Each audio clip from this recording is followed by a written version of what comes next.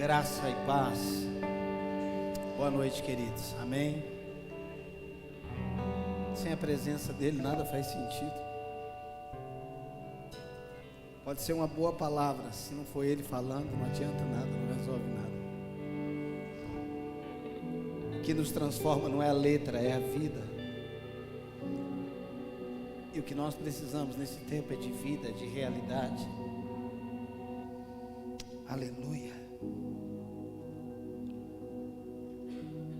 Abra sua Bíblia no Evangelho segundo Lucas, capítulo 3.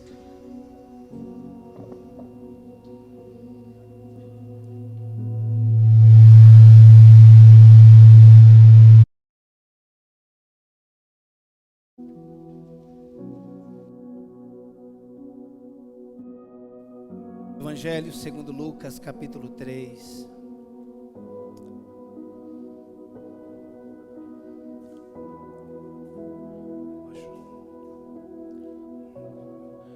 Conta-se uma história.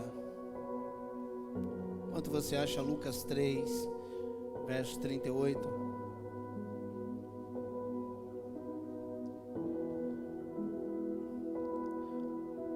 Moisés, pede para baixar o teclado, está muito alto o som. Conta-se uma história de um homem muito rico que estava desiludido da vida. Um dia ele saiu para caminhar.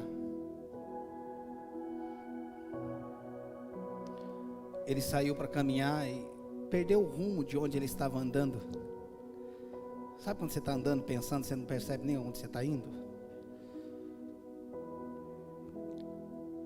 E de repente ele ouve uma voz alto lá. E quando ele se dá por si, ele estava na frente de um exército e um soldado falando para ele, alto lá, quem é você e para onde você está indo? O homem leva um susto, porque ele não percebeu para onde ele estava indo, e nem que ele estava chegando na frente de um exército, e o soldado armado pergunta para ele, diz para ele, alto lá, quem é você e para onde você está indo? E o homem se dá conta de si, aquele homem muito rico, pergunta para o soldado, o que você disse? Ele diz, quem é você e para onde você está indo?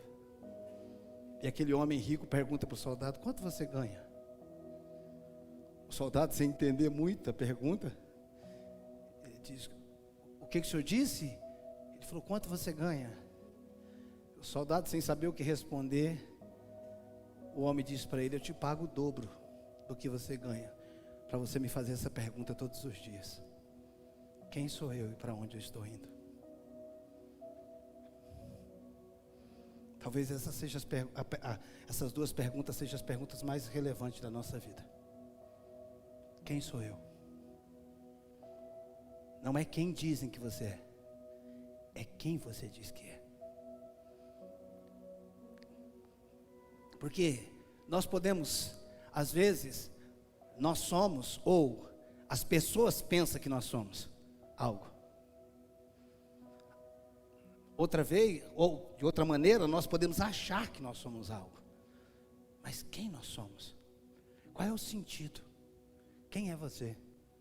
Para onde você está indo? Se Deus não é um Deus de ninguém, por que Ele criou você? Se Deus não é um Deus de acaso, qual é o sentido da sua vida? Por que você vive?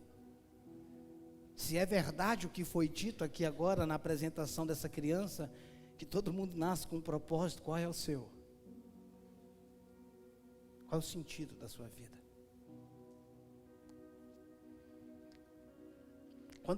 Quando nós falamos sobre propósito, essa palavra pode se tornar muito familiar, mas sem a essência do sentido. Propósito significa intenção original pela qual algo ou alguém foi criado.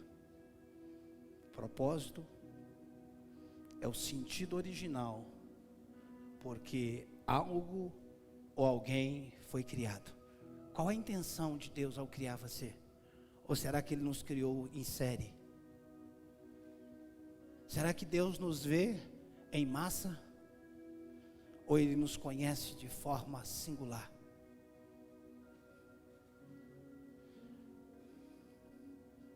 Será que somos mais um no meio da multidão? Será que fomos criados para sofrer? Será que é verdade que existe karma? Qual o sentido da vida?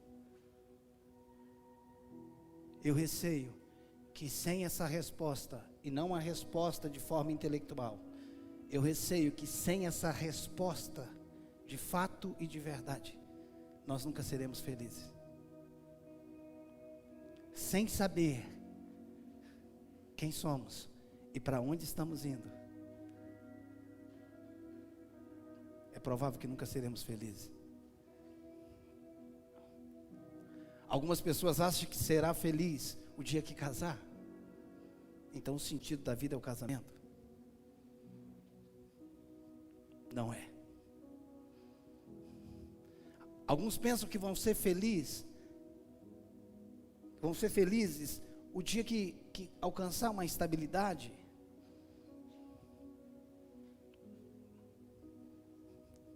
Será que a vida não tem muito mais sentido do que nascer, crescer, ficar bobo, casar, ter filhos, morrer? Será que a vida não vai além disso? Qual é o sentido da vida? Qual é a razão? Por que Deus te criou?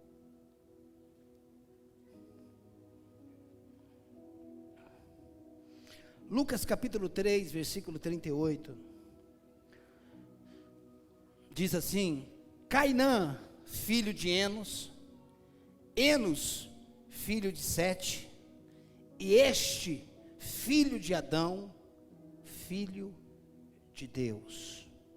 Cainã, filho de Enos, Enos, filho de Sete, este, filho de Adão, e Adão era filho de Deus. Vai lá para Isaías, capítulo 9, Isaías, capítulo 9.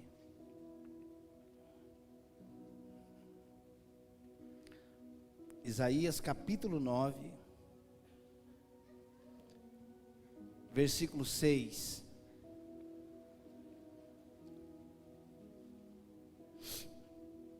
Isaías 9, verso 6. Porque o menino nos nasceu e um filho se nos deu. O governo está sobre os seus ombros e o seu nome será Maravilhoso, Conselheiro, Deus Forte, Pai da Eternidade, Príncipe da Paz. Porque um menino nos nasceu e um filho se nos deu. Nós lemos em Lucas 3:38, Adão, filho de Deus. Isaías 9:6, porque o menino nos nasceu e um filho se nos deu. Quero que você veja em destaque, filho. Mateus 3, verso 17. Estamos só criando um fundamento para a gente andar nesse entendimento. Mateus 3, 17.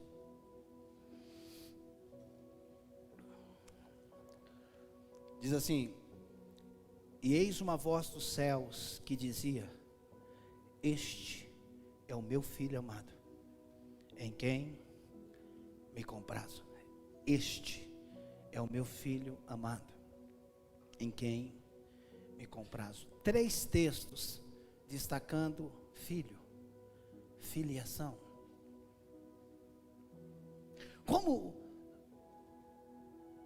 os céus nos reconhecem, como nós somos reconhecidos pelos céus, como Deus nos vê. Quando nós desconhecemos o poder da nossa identidade, nós buscamos nos afirmar naquilo que nós fazemos. Quando nós desconhecemos o poder da nossa identidade, porque tem gente que pensa que a sua identidade está no seu nome. Não, isso daí foi que alguém colocou em você. Tem gente que pensa que a sua identidade está em ser brasileiro. Eu sou brasileiro. Não, isso foi o país, a nação que você nasceu. Também não diz quem você é. Não, eu sou advogado, eu sou professor, eu sou médico.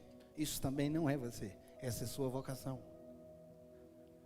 Quando nós não entendemos aonde está a nossa identidade, e é o poder, e o poder está na nossa identidade, nós vamos tentar nos afirmar naquilo que fazemos,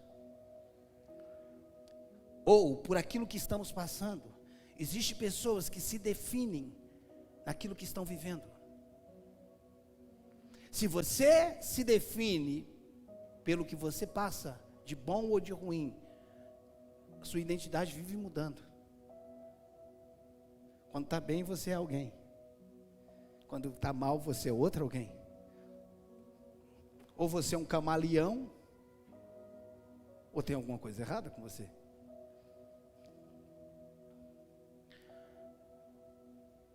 O poder nunca está no que fazemos. O poder nunca está no que temos. O poder é inerente à natureza. O poder nunca está no que fazemos. Não é o que você faz que diz quem você é. É quem você é que te capacita a fazer. Deus não é bom porque Ele faz porque Ele é bom. Pastor, você falou a mesma coisa, não é a mesma coisa. Deus não é bom porque Ele faz, não é o que Ele faz que determina quem Ele é quem Ele é que determina o que Ele faz. Deus não é porque Ele fez porque Ele é. Deus não nos ama por causa de nós, Deus nos ama apesar de nós. Quando eu não entendo isso, eu fico tentando fazer alguma coisa para que Deus me ame mais. E quando eu também não entendo isso, eu também acho que em algum momento Ele vai me amar menos. Então quando eu choro no tom certo, Ele me ama mais. Deus não te ama pelo que você faz, e nem deixa de te amar quando você erra. Por quê? Porque Deus não nos ama a partir de nós, Ele nos ama apesar de nós, Ele nos ama a partir dEle. Se ele nos amasse a partir de nós, Ele amaria e deixaria de nos amar, mas como Ele ama a partir dEle, o amor dEle é imutável. Você deveria, irmãos, relaxar agora, ficar tranquilo, porque você é amado. O senhor está dizendo que Deus concorda com tudo que eu faço? Eu não disse isso em momento algum. Eu disse que o que você faz não aumenta o amor nem diminui. Eu sou amado porque Ele não ama a partir de mim, Ele ama a partir dEle. Nós trocamos sentimentos, Deus não. Por que você não falou que nós trocamos amor? Porque se eu falar que trocamos amor, eu estaria mentindo. Amor não se troca. A Bíblia diz em 1 Coríntios capítulo 3 que o amor não busca os seus próprios interesses. Se ele não busca os seus próprios interesses, ele vive no interesse do outro e não de si mesmo. Por quê? Por que nós amamos e deixamos de amar? Porque nós não temos amor, nós temos carência. O verdadeiro amor não muda.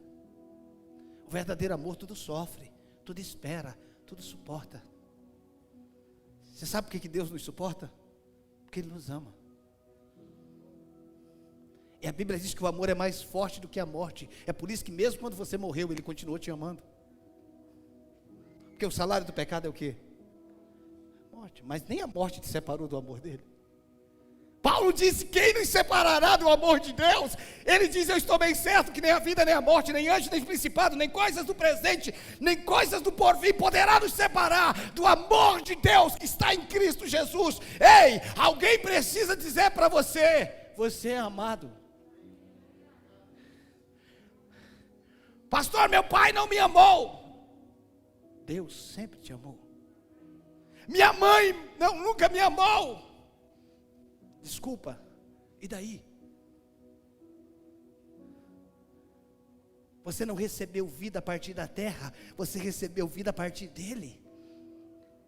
No ventre da minha mãe já estava o projeto em andamento. Antes que te formasse no ventre te conheci. Antes que saísse da madre te santifiquei. Ele nos elegeu nele, Efésios 1:4, antes da fundação do mundo. Ele nos elegeu, você não fez nem campanha, e Ele te elegeu. Ele te elegeu nele, antes da fundação do mundo. Não havia nada, e você já tinha sido escolhido. Pastor, o senhor começou falando de filho, então eu estou falando de você.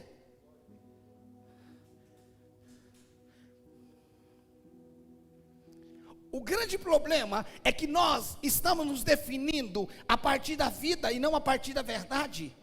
Quando nos definimos a partir da vida, nos definimos a partir do processo. Quando nos definimos a partir da verdade, nos definimos antes do processo. Aonde você nasceu não define quem você é. Jesus nasceu numa manjedoura, mas nunca foi um jumento, nunca foi um bicho. Porque não é o lugar que deveria determinar quem você é quem você é que deveria mudar o lugar. Se Jesus tivesse nascido na nossa geração, ou se ele fosse como um de nós, ele estava com um complexo de inferioridade, porque nasceu num lugar que só tinha bicho. Você imagina Jesus, céus, dia, tudo errado, nada dá certo para mim. Nasci num lugar que só tinha bicho, meu nascimento foi terrível, olha, coitado de mim, eu não tenho nada na vida. Ele tinha tudo para ser um murmurador. Seus melhores amigos o abandonaram. Tinha um deles que disseram, eu vou contigo até a morte. Gente que ele fez muita coisa, abandonou ele. Ele poderia ser um homem ferido, mas nunca foi. Sabe por quê? Porque quando você conhece o seu propósito, a vida não te define. Um dia mau não te define. Por quê? Porque você sabe quem você é.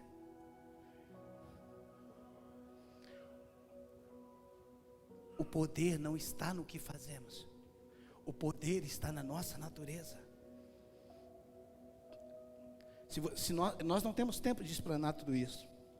Mas se você estudar a vida de Jesus, você vai ver que ele era um apóstolo, que ele era um profeta, que ele era um evangelista, que ele era um mestre, ele era um pastor. A Bíblia define ele nos 5 ministérios.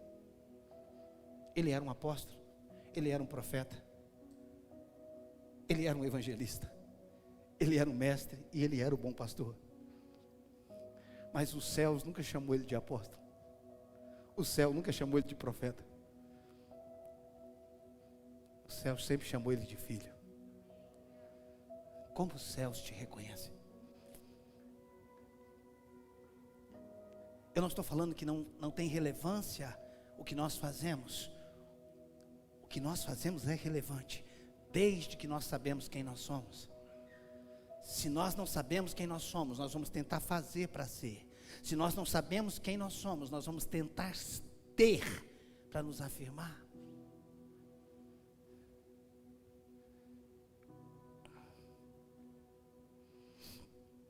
Tem gente que pensa que Deus é chefe de uma linha de produção. E por ser chefe de uma linha de produção, Ele nos salva para a gente fazer alguma coisa. Mas Ele não nos salvou para a gente fazer alguma coisa, primariamente não.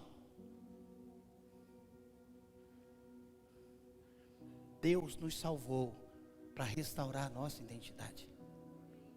Pastor, mas e o ide por todo mundo? Vem depois que você nasceu de novo. Sem entendermos quem nós somos, o que nós fazemos não terá relevância nenhuma. É por isso que muito do que a igreja faz é irrelevante, porque é simplesmente mais uma religião. E se nós somos mais uma religião, nós não fazemos a mínima diferença. Abra comigo Efésios 4, 11 e 12.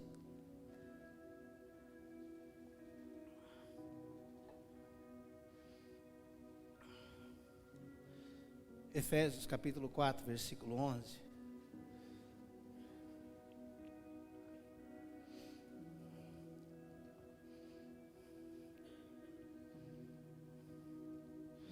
Efésios 4:11 diz assim: Ele mesmo concedeu uns para apóstolo.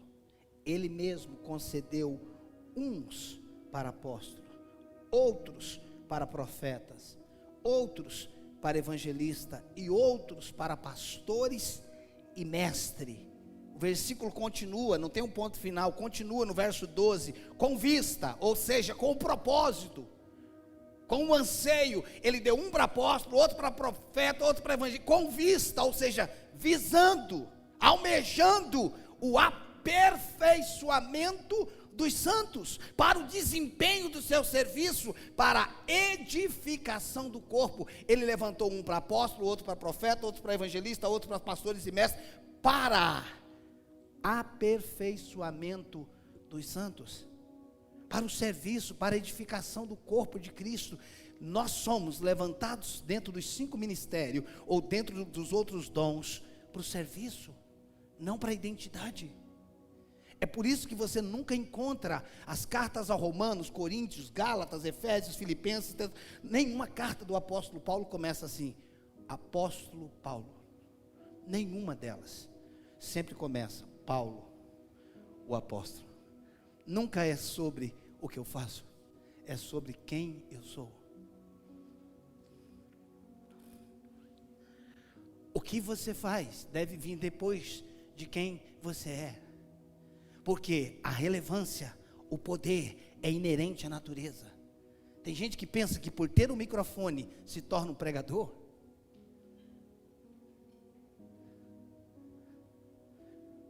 Tem gente que pensa que por estar na frente de uma equipe no trabalho, acha que é líder, porque ele ganhou uma função. Tem gente que pensa que por ter uma mulher tem esposa. Tem gente que pensa que por ter um marido tem um homem. Tem gente que pensa que por ter uma casa tem uma família. Não tem nada a ver uma coisa com outra. Quem tem mulher não quer dizer que tem esposa, mas quem tem esposa tem uma mulher. Quem tem um homem não quer dizer que tem um marido, mas quem tem marido tem um homem. Quem tem uma casa não quer dizer que tem uma família, mas quem tem uma família tem uma casa. É o que eu preciso entender, que o que eu sou é o que me dá condição de ter, não é o que eu tenho que me faz ser. Te dar uma função não te faz líder, é só um título. Tem gente que tem medo de perder o lugar, porque ele não sabe quem ele é. Ninguém pode roubar de você quem você é. Pode tirar o que você tem, mas o que você é, ninguém tira. Já disseram que se pegasse o dinheiro dos homens mais ricos do mundo e distribuísse para todos, no final, depois de um tempo, quem era rico voltaria a ser rico e quem era pobre voltaria a ser pobre. Porque você não é pobre pelo que você não tem. Você é pobre por não saber quem você é. E quando eu estou falando de pobreza, eu não estou falando de ausência de dinheiro, eu estou falando de mentalidade. Eu preciso entender quem eu sou. Agora, você não vai saber quem você é a partir da terra. Quando Jesus saiu das águas, Mateus 3,17 foi o que nós lemos. Uma voz do céu disse, ou apontou e disse: este é o meu filho. Os céus anunciou ele como quem? Como filho. Os céus reconheciam Jesus como filho. E se você estudar, você vai ver que o que usaram contra ele para decretar a condenação dele, a religião, porque a religião não aceita a tua filiação. Eu gostaria de ter tempo para a gente ficar só nisso 2 horas. A religião te aceita como um profeta, como um apóstolo. Eu não estou dizendo que isso não tem o seu lugar. Eu estou dizendo que isso não é sua identidade. A religião te aceita como apóstolo, como profeta, como evangelista, que ela não te aceita como filho. Sabe por quê? O dia que Jesus disse que era filho, eles rasgaram as suas vestes e disse blasfêmia. Por que eu estou blasfemando? Porque você, sendo homem, faz Deus a ti mesmo. Porque quando você pega uma criança e descobre quem é o pai dela, automaticamente você pode afirmar dizendo: ele tem o DNA do pai? Ou não? Ele tem uma parte do pai e uma parte da mãe? Se fizer o exame, os dois não estiverem juntos, tem alguma coisa? Se o pai e a mãe fizerem exame de um filho, não tiver uma parte de cada ali, tem problema? Preste atenção. É impossível alguém sair desse casal e não ter o DNA deles. A religião não aceita isso. A religião aceita que a gente receba uma função, mas não uma identidade. E Jesus não veio te dar uma religião, Ele veio restaurar a sua identidade.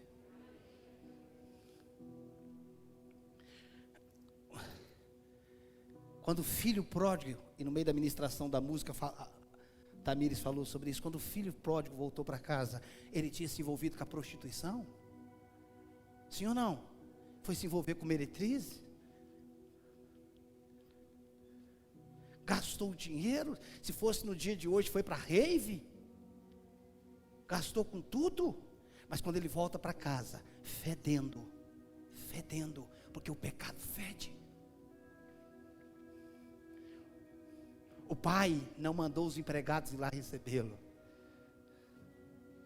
Quando você estuda o pessoal do Oriente, quando você estuda a riqueza dos homens orientais, diz que a riqueza de um homem oriental é medido pela pressa ou pelo ritmo do seu andar. Diz que quanto mais lento um homem oriental anda, mais rico ele é. Porque ele anda tão calmo que ele não tem preocupação com nada. Pergunta para alguém que está do seu lado, você anda depressa ou devagar?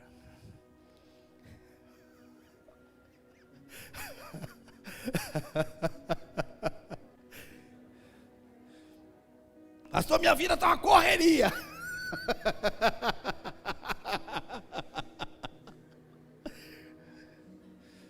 Agora, sendo esse pai do filho pródigo muito rico, quando ele viu o filho, ele perdeu toda a compostura. Eu não quero mais representar que eu sou muito rico. Eu quero escancarar o meu amor, porque o meu filho, fedendo a porco, fedendo ao pecado, está de volta. Não importa se eu estou limpo e ele está sujo, não toca em mim, vai tomar banho. Não, o amor de Deus é escandaloso. A religião levantou um muro no lugar onde Deus construiu uma ponte. A religião levantou um muro no lugar onde só tem uma ponte. É por isso que a gente pensa em ser salvo e que o restante vá para o inferno, porque a gente acha que Jesus morreu por nós e não pelo mundo. Ele morreu por todos. É isso que eu preciso entender. Agora,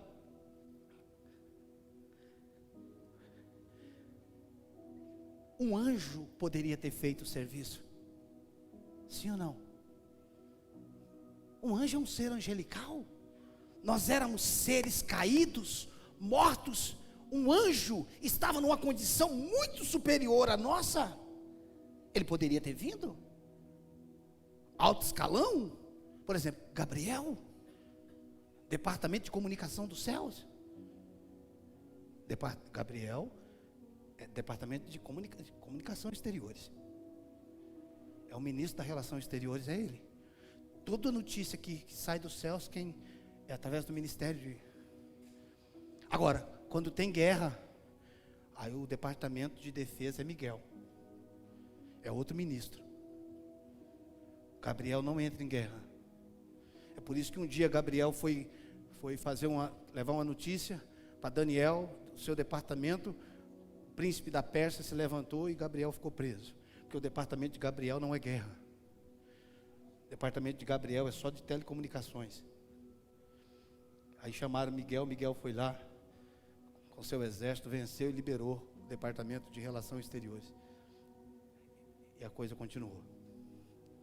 Você não acha que alguém poderia ter vindo e resolvido o problema? Preste atenção. A questão não é só nós termos sido comprados.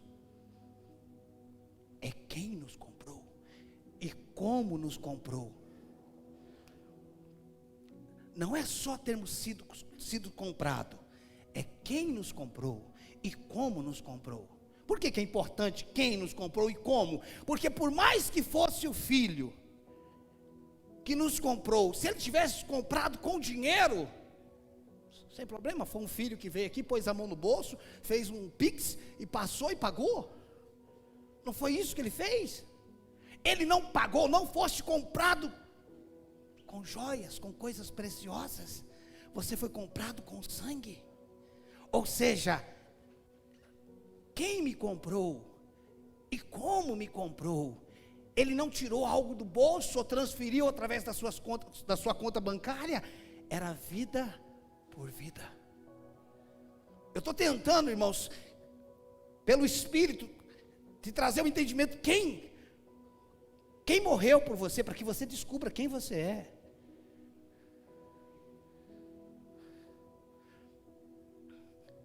Ele não veio aqui e deu algo por você. Ele se entregou por você. E por que não um anjo? E por que não um arcanjo? E por que não um querubim? Porque o seu valor transcende. O seu valor. Você está falando que eu valho mais do que um querubim? Sim. Querubins são criação, ou os seres angelicais são criações de Deus. Você não é só uma criação. O seu corpo foi criado, mas o seu espírito saiu de Deus. Você é a cereja do bolo da criação. Você é a obra-prima da criação. Se Deus fizesse uma exposição com tudo que Ele criou, você estaria no lugar de destaque.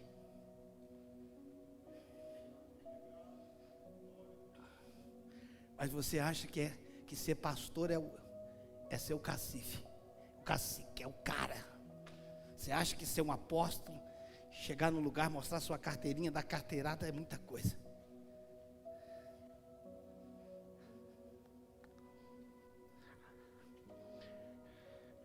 Quando você chega num país, no Peru, Colômbia, Estados Unidos, você pode ter muito dinheiro, claro que existe um valor exato para você poder entrar, mas quando você chegar no aeroporto, você vai na casa de câmbio e troca seu real, se for para a Colômbia, peso, pela moeda de lá, ou por dólar se você for para os Estados Unidos, ou quando você descer no aeroporto nos Estados Unidos, você vai ter que ir na casa de câmbio. Por quê? Porque o valor que você tem não funciona lá, a não ser através da casa de câmbio. A casa de câmbio pega o que você tem, que tem um valor, mas que precisa ser transformado naquilo que vale naquele país. Antes de Jesus vir para a terra, ele precisou passar por uma casa de câmbio.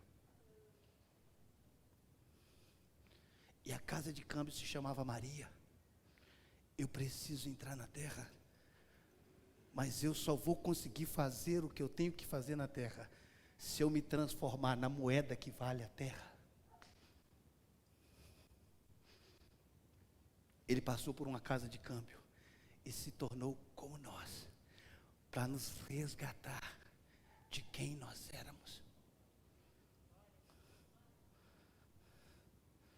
Ele passou por uma casa de câmbio, porque senão o que ele era não valeria aqui. Ele é espírito, mas como é que um espírito ia poder salvar um ser humano?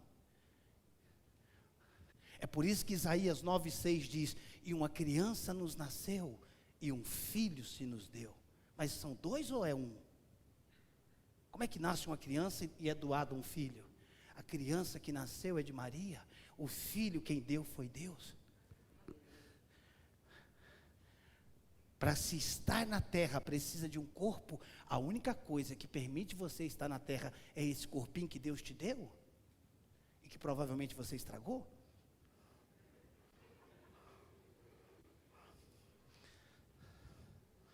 Se você destruir, presta atenção, Deus disse: se você destruir o templo, Ele te destruirá. Ele está dizendo, a única maneira de você ficar aí é você cuidar dessa casa que eu te dei. Quando você destrói a casa, você perde a legitimidade para estar aqui. Então Jesus, o verbo se fez carne. Não confunda se tornar carne com ser carnal. Ele se tornou carne, nunca foi carnal. Se tornar carne é tomar forma, ser carnal é viver no pecado. Jesus nunca foi carnal. É por isso que Deus criou o homem, para ele ser humano. Não é humano ser, é ser humano. Toda verdadeira espiritualidade é um ser humano. O que não se torna um ser humano não pode ser espiritual, é espiritualismo.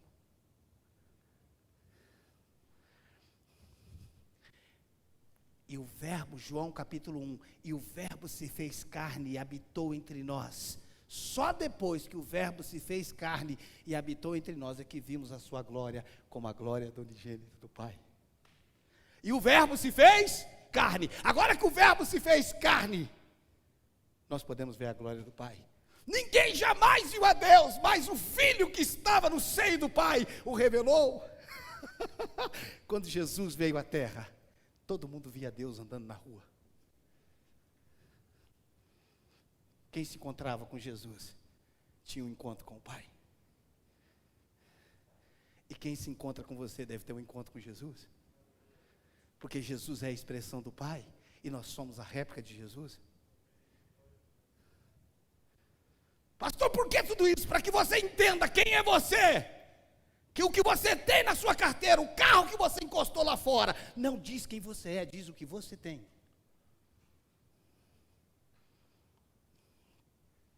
Se eu restauro a minha identidade, o pecado perde poder sobre a minha vida. O dinheiro deixa de ser meu Senhor. Eu paro de viver através do status quo e passo a viver através da minha identidade. Abre o Evangelho de João, Evangelho segundo João, capítulo 1. Vocês estão entendendo? Vocês estão aqui? Ou vocês estão assustados ou estão comendo? Um dos dois. Eu vou acreditar que vocês estão se alimentando.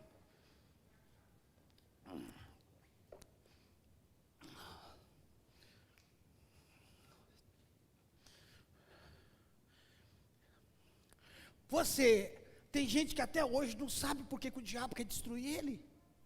O diabo não vai com a minha cara, mas por que ele não gosta de você? João capítulo 1, versículo 12, olhe para a sua Bíblia.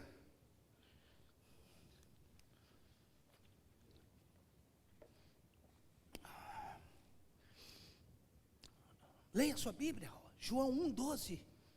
Mas a todos, quantos? Lembra que nós lemos Efésios 4, 11? Ele mesmo deu uns para apóstolo. Ele mesmo deu uns para profeta, para evangelista. Mas todos quanto recebeu-lhes, deu-lhes o poder, o direito. Do quê? Serem filhos. Ele deu uns para apóstolos, outros para profeta, outros para evangelista, outros para pastores, outros para mestres, mas todos quanto receberam. Nem todo mundo vai ser apóstolo, nem todo mundo vai ser profeta, mas todos que receberam se tornam filhos.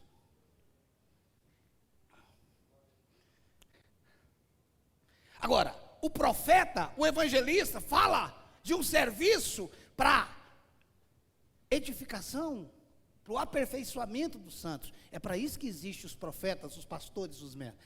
Agora os filhos, não é para fazer, é simplesmente para ser. Todos quanto recebeu-lhe, deu-lhes o poder de serem feitos filhos de Deus. Eu sou filho, você é filha. O que eu preciso fazer? Nada, só aceita. Pai, obrigado, eu recebo a tua filiação. Obrigado, eu sou o teu filho.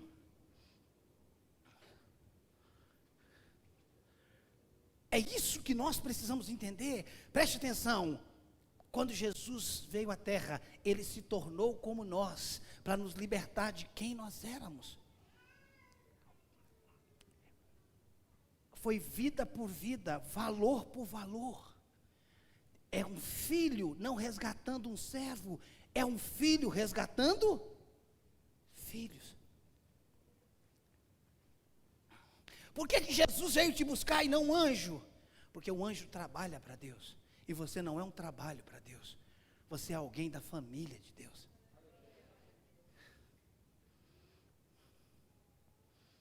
Pastor, esse evangelho seu é um evangelho meio antropológico, onde o homem está no centro. Eu só estou falando quem o homem é por causa de Cristo. Eu não estou falando de um evangelho onde o homem está no centro. Cristo está no centro. Agora, não é possível que Cristo entrando no... Porque o diabo te fez pecador lá no Éden, mas a cruz não foi suficiente para te fazer santo. Então eu acho que a gente deveria rever o nosso Deus, porque o diabo é mais poderoso do que Deus. Pelo menos na mentalidade religiosa. Porque se o diabo me fez pecador e Jesus não conseguiu me fazer santo, a obra do diabo é maior do que a obra de Deus. Só que o apóstolo Paulo diz, aonde abundou o pecado, não abundou a graça? Não? Onde abundou o pecado, abundou a graça? Não. Não é 6 por meia dúzia. O diabo fez, Jesus foi lá e desfez. Ele falou, não. O que você fez, eu faço 2 vezes. No lugar da vergonha, tem o quê? Não é honra? Mas qual é o oposto da vergonha? Qual que é o oposto da vergonha? Honra. Não estava bom para você? Está vendo? Tem gente que está entendendo. Irmão, tem gente que tudo que quer na vida é sobreviver. Pastor, meu marido me bate, você quer que eu ore para ele deixar de te bater? Não, se ele me bater uma vez só por mês, eu já estou bem. Eu apanho todo dia. Pastor, meu marido é um alcoólatra, você quer que ele pare de beber? Não, que ele não beba todo dia, só no final de semana. No lugar da vergonha, é dupla honra. Deus está dizendo, diabo, se eu perder para você, eu ganho de quem? Eu vou perder para você aonde? É isso que nós precisamos entender. O que foi que aconteceu conosco? Quem nós somos? A religião desgraçou a nossa vida. Nós ainda não entendemos quem nós somos. Agora você não é porque você faz, você vai fazer porque você é. Por que Jesus não falou para nós assim, olha, vocês vão fazer as obras que eu faço? Quanto estaria contente com isso? Eu estava feliz, vai fazer o que ele fez. De vez em quando ressuscitar um morto de 4 dias, sou humilde, eu aceito. De vez em quando curar um cego, cuspir no chão, fazer um lodinho. Ele falou, vocês não farão só o que eu faço. Vocês farão coisas maiores. Por que Deus tem essa mania de grandeza com a gente? Por que Ele fica instigando a gente com as coisas que não faz sentido? Por que Ele não disse assim, olha, pede a tua cidade e eu te darei? Quanto estaria feliz com a cidade? Uma cidade dessa com 550 mil habitantes, irmão, dá para ter uma igreja razoável, não dá? Dá um pouquinho para cada um, sobra uns 200 mil para a gente. Ele falou, não, pede a cidade não, bobo.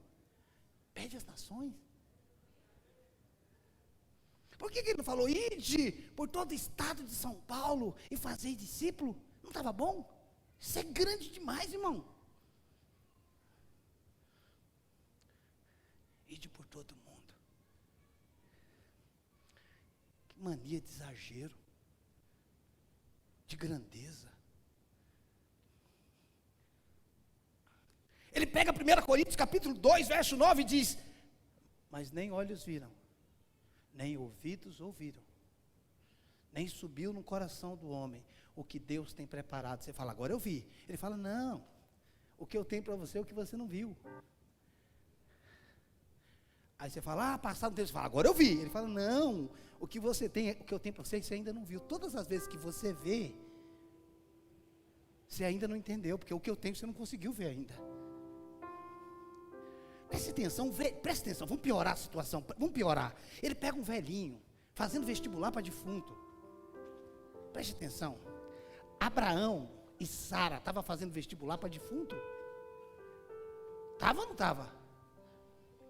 A Bíblia diz que ela já tinha perdido a fertilidade. Ué, ele pega um velhinho, tudo que o velho queria era ter um filho. O velho já estava satisfeito com Damasceno Eliezer, que ia ser o herdeiro. Ele estava feliz, criou o servo dentro de casa, dormia no meio dos dois velhinhos, o servo. Deus pega um velhinho desse, que estava feliz com o servo, levou lá para fora, falou, Abraão, falou, pois não, quantas estrelas? A gente não faz isso. Depois Deus fica questionando que Sara está rindo da tenda, até eu dou risada. A mulher não pode ter filho, Deus diz que vai dar filho como as estrelas dos céus, e como a mulher, quantas estrelas? 1, 2, 20, perdi. Ele falou, assim vai ser a tua descendência. Para quê? Ele está dizendo, Abraão, não tem a ver com você, não tem a ver com a sua força, não tem a ver com quanto você sabe, com quanto você pode, tem a ver com quanto eu sou. E se você estiver disposto a crer em mim, não tem nada a ver com o que você tem, porque o que eu tenho é suficiente. O problema é que Deus faz um chamado para nós, a gente olha para nós. Quando Deus chamou Moisés, Moisés falou, quem sou eu? Deus falou, não, eu vou com você. Não é você que vai fazer não, Moisés, eu só estou querendo só uma carona, me leva para lá que eu resolvo. Sabe o que Deus está dizendo? Não é você que vai salvar a sua família, não, só me leva para lá que eu faço. Pastor, eu não sei como salvar meu marido, mas você não sabe, nunca vai saber, não tem jeito. Mas leva Jesus para lá.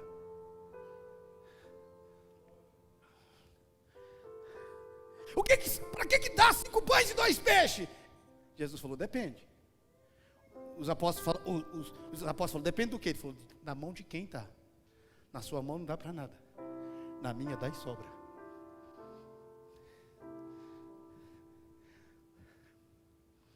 A minha vida não vale nada, ele diz, depende. Aí você pergunta, depende do que? Na mão de quem está a sua mão? Na mão do diabo não vale nada, na minha eu mudo a tua história. Quem você é?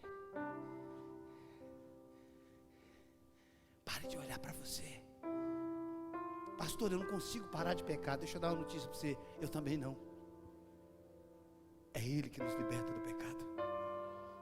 É Ele que nos liberta. Quanto mais você se relaciona com Ele, mais parecido com Ele você fica, e mais imprestável para o pecado você se torna. Eu quero terminar, eu preciso terminar. Abra comigo Lucas, irmãos, mais de 30% do esboço está ficando para trás, mas tá bom. Lucas capítulo 8. Oh Jesus. 8:43 ao 48. Lucas 8:43 ao 48. É Senhor Deus. 8:43 ao 48, acharam? Diz assim: certa mulher, ó, não tem nome, preste atenção, eu quero que você preste atenção. Essa mulher não tem nome, é uma certa mulher. E se é uma certa mulher, pode ser qualquer tipo de mulher. Certa mulher que havia 12 anos, vinha sofrendo de uma hemorragia, e a quem ninguém tinha podido curar, e que gastara com os médicos todos os seus haveres, veio por trás de Jesus. Ele tocou na orla das vestes, e logo se lhe estancou a hemorragia. Preste atenção daqui para frente, esses 3 versículos. Mas Jesus disse: quem me tocou? é uma certa mulher, agora já não é mais uma certa mulher, é quem? Já mudou o nome dela. Já não é mais uma certa mulher. Jesus diz: quem me tocou? Como todos negassem, Pedro com seus companheiros disse: mestre, as multidões te apertam e te oprimem e dizem: quem me tocou? Contudo Jesus insistiu: alguém. Já mudou de nome. Era uma certa mulher. Quem? Agora é alguém. Alguém me tocou. Porque senti que de mim saiu o poder. 47. Vendo a mulher que não podia ocultar-se, aproximou-se trêmula e prostrando-se diante dele, declarou à vista de todo o povo a causa do porquê ele havia tocado e como imediatamente foi curado. Olha o 48. Olha o 48. Certa mulher, quem? Alguém. 48. Então Jesus lhe disse: filha,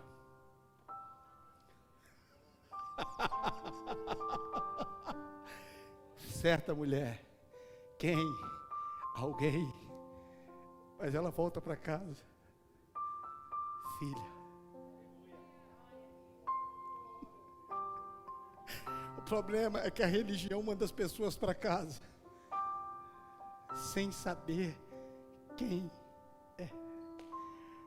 Todas as vezes que você tiver um encontro real com Ele, você vai sair definido na sua identidade. Quem é você? Quem você pensa que é? O diabo. Primeiro, você me respeita. Não é quem. Segundo, eu não penso. Eu sou. E você sabe que eu sou. O que eu preciso, pastor, para vencer? Você só precisa saber quem você é. Quem eu sou. O que eu faço para vencer na vida? Descubra quem você é. Moisés, pode vir que faz de conta que a gente termina.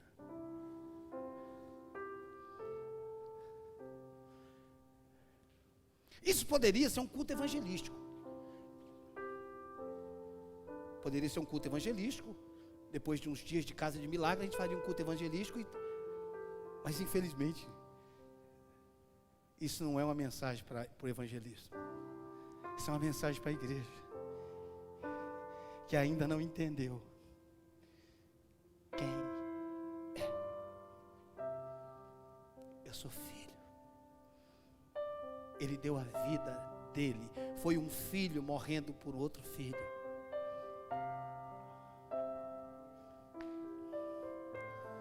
Isso muda toda a tua história. Isso muda tudo na sua vida. Isso muda toda a tua condição. Isso cura todas as feridas da sua alma. Isso coloca o seu passado no lugar que ele deve estar. No passado.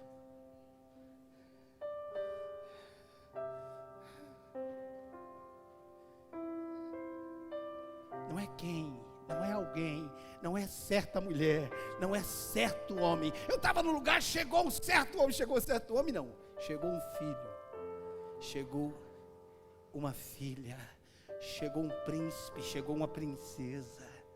O Cleito, semana passada, falou sobre reino de sacerdote. Só pode ser sacerdote quem é filho e quem é filha. Na antiga aliança não, mas na nova aliança só pode assumir o sacerdócio quem se tornou filho.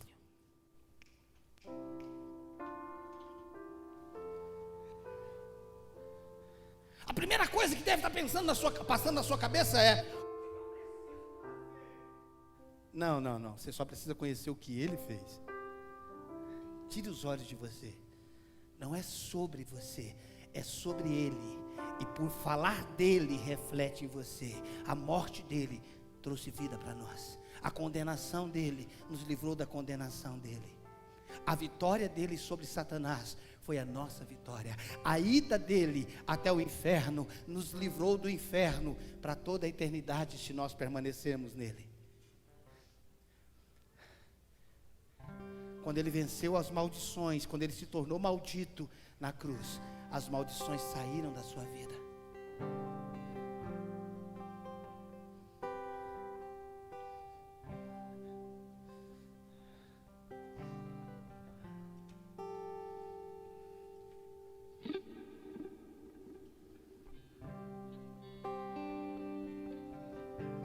Alguém me tocou, mas não sai como alguém. Filha, filha, isso não é só uma palavra, presta atenção. Jesus não estava acalentando aquela mulher, não era uma palavra de ânimo, não, era uma palavra de identificação. Você me tocou e o que saiu de mim transforma a sua vida. Ei, ó, Jesus resolve problema, Ele cura, Ele restaura casamento. Presta atenção, Ele faz tudo isso, eu creio plenamente, não abro mão disso. Mas o que Ele mais faz, ou o que Ele quer fazer primariamente, é transformar a sua identidade.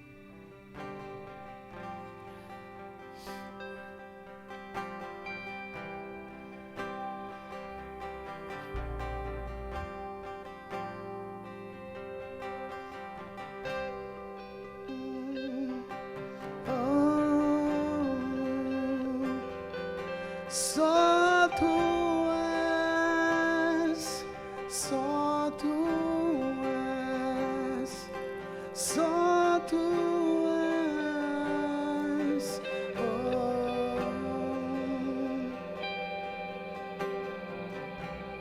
consolado, Rei do meu ser.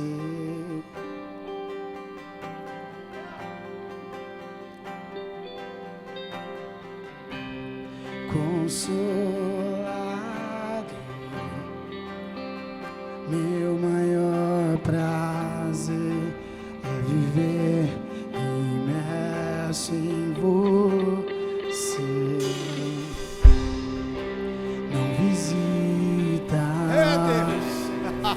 tu habitas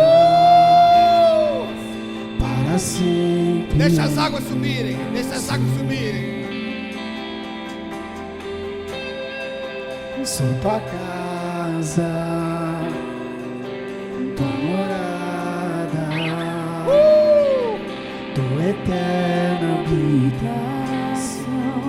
Então flui em mim como um rio de águas vivas.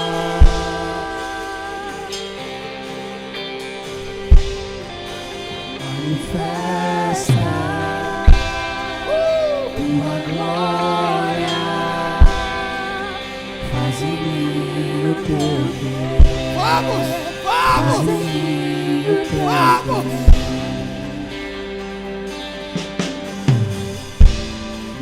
Consolado,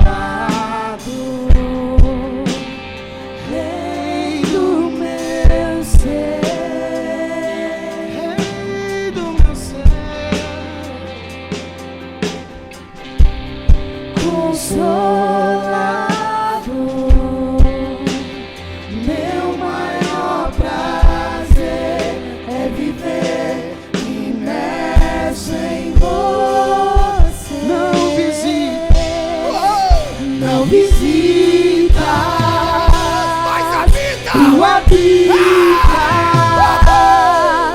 para sempre em meu ser. Eu sou tua casa,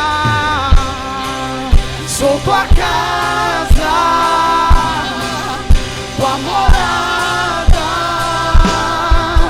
tua eterna habitação. Então flui em mim como um rio de águas vivas.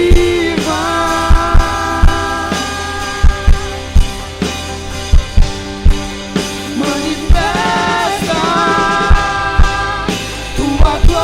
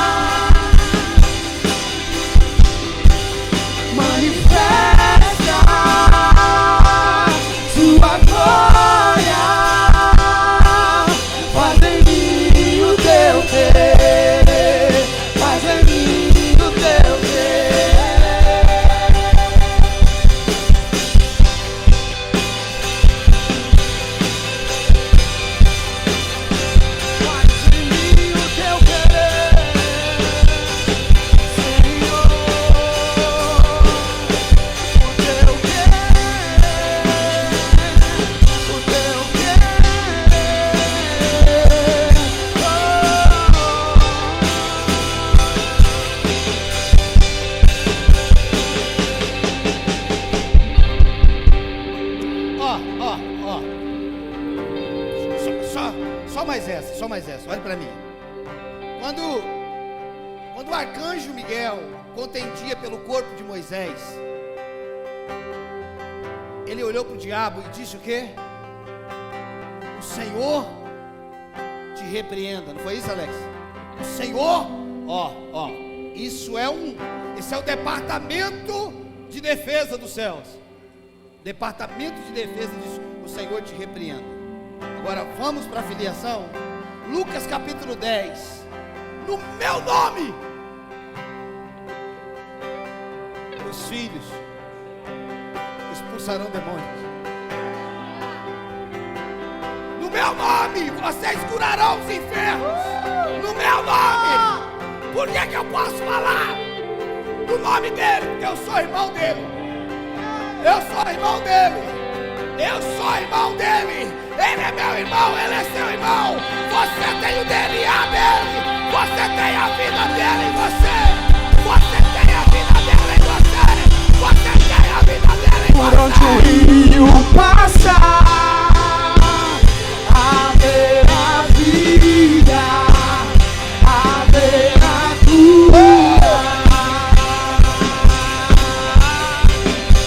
Por onde o rio passar, haverá vida, haverá cura.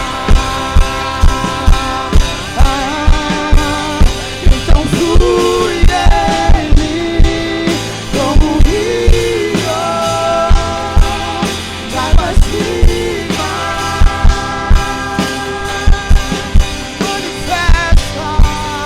Manifesta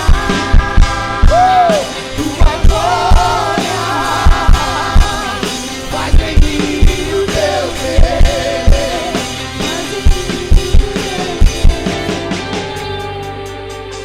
Ei, o apóstolo Paulo disse que a criação aguarda a manifestação de quem? De quem? Cadê os filhos? Cadê os filhos? Cadê os filhos? Cadê os filhos? Cadê os filhos? Cadê os filhos e as filhas que vão manifestar a glória? Cristo em vós, Cristo em vós, Cristo em vós.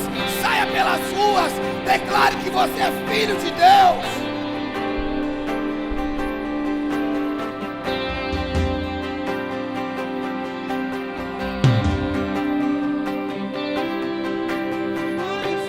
Manifesta. Pega as tuas mãos, por favor. Nós já vamos encerrar, só um instante, por favor. Pega as suas mãos e reconheça a sua paternidade. Reconheça a sua paternidade. Reconheça a sua paternidade. Vamos. Você é livre, você é livre, você é livre, você é livre. Você é livre, você é livre, você é livre.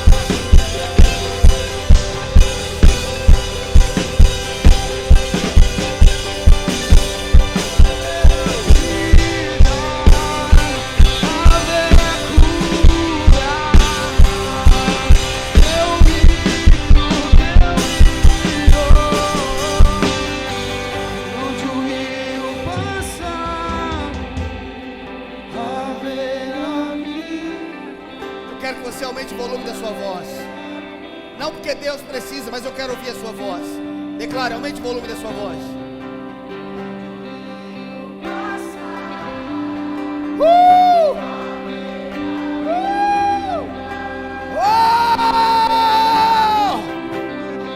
Vamos, seja curado, seja tocado.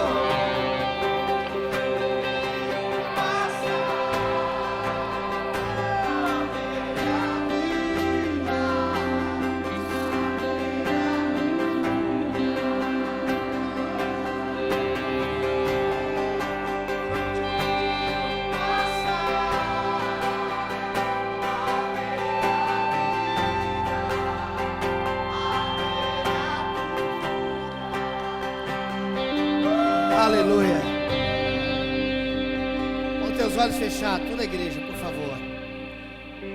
Eu sei que pessoas foram tocadas com essa palavra. Essa não é uma palavra para animar você, essa é uma palavra para transformar a sua vida. Isso não é para você sair daqui mais animado, ainda que isso faz parte. Essa é uma palavra para transformar. E você que ouviu essa mensagem, e nessa noite, você quer entrar nessa realidade, se eu sou filho, porque todos quando recebeu, lhe deu-nos o poder de serem feitos filhos. Você nessa noite quer voltar para os braços do Pai, você quer reconciliar-se com Ele. Eu quero que você, sem demora, com convicção, saia do seu lugar e venha aqui. Sem demora, sem demora. Isso não é uma oferta promocional. Isso é Cristo. Isso é Cristo. Isso é Cristo. Isso é Cristo. A mensagem que transforma é Cristo. A mensagem que liberta é Cristo. A mensagem que restaura é Cristo. Você quer seu casamento transformado? É Cristo. Você quer ser liberto do pecado? É Cristo.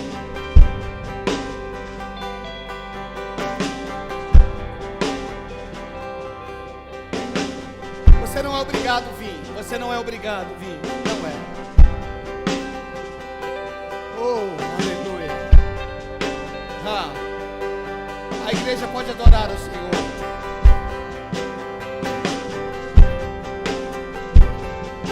Oh, aleluia. Oh, aleluia. Então flui em mim com teu rio de águas vivas,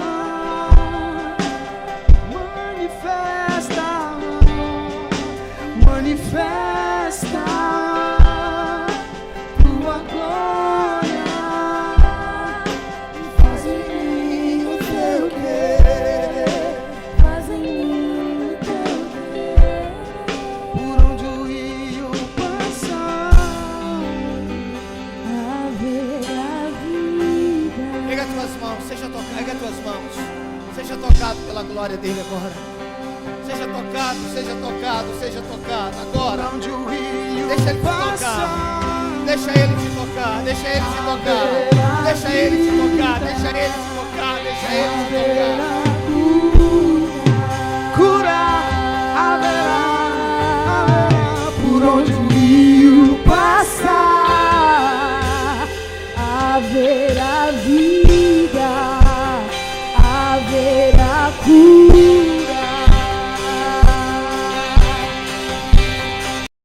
Onde o rio passar, haverá vida, haverá cura. Então flui em mim como um rio de águas vivas, manifesta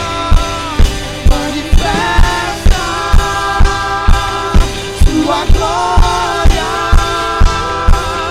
faz em mim o teu querer, faz em mim o teu querer, manifesta.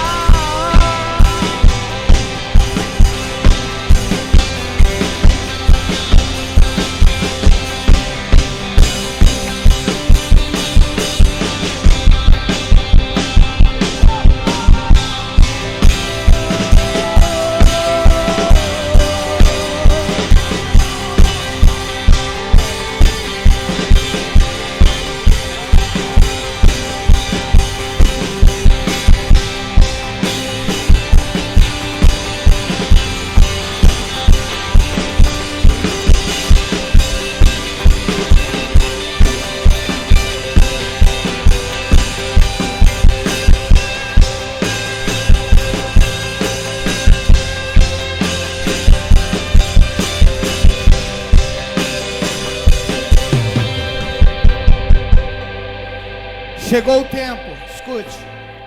Chegou o tempo da manifestação dos filhos e das filhas de Deus. Esse é um tempo que a igreja vai se manifestar como ela nunca se manifestou, Cura, sinais, prodígios e maravilhas vão se manifestar neste tempo. Não tenha medo de tocar os enfermos na rua. Não tenha medo de liberar uma palavra que Deus colocar no seu coração. Eu quero nessa noite, pelo poder de Cristo Jesus, ativar dons e ministério neste lugar. Eu quero ativar dons e ministério neste lugar. Eu quero ativar dons e ministério neste lugar. Pelo poder de Jesus Cristo. O entendimento de filiação. O entendimento de quem nós somos em Cristo Jesus. Toda honra, toda glória, todo louvor nós damos a Jesus Cristo, nosso Senhor e nosso Salvador. Toda honra, toda glória, todo louvor nós damos a Ele. A Ele. Aleluia.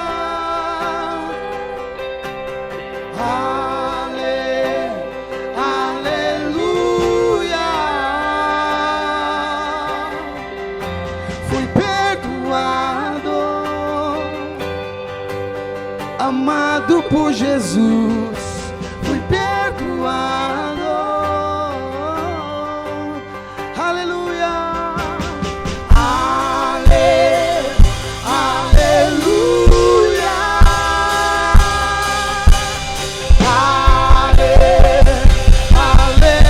Aleluia. Fui perdoado, amado por Jesus. Fui perdoado, amado por Jesus. Fui perdoado, amado por Jesus. Fui perdoado.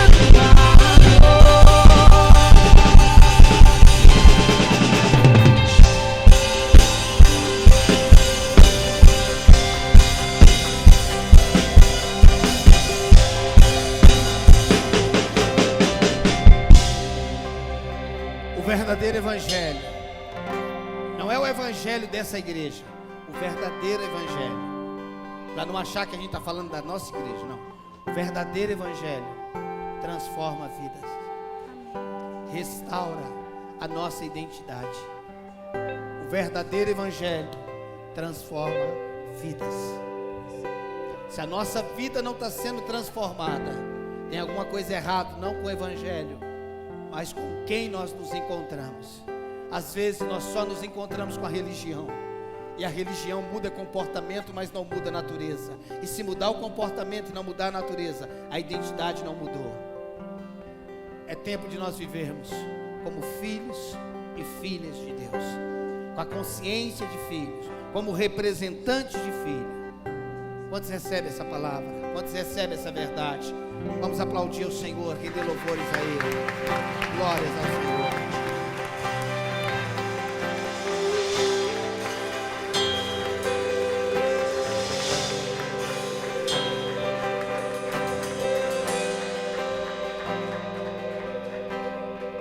Glória seja dada a Jesus por essa noite, pelas vidas que foram tocadas, pelas vidas que foram transformadas. Eu creio que foi uma noite de milagres. Amém. Querido,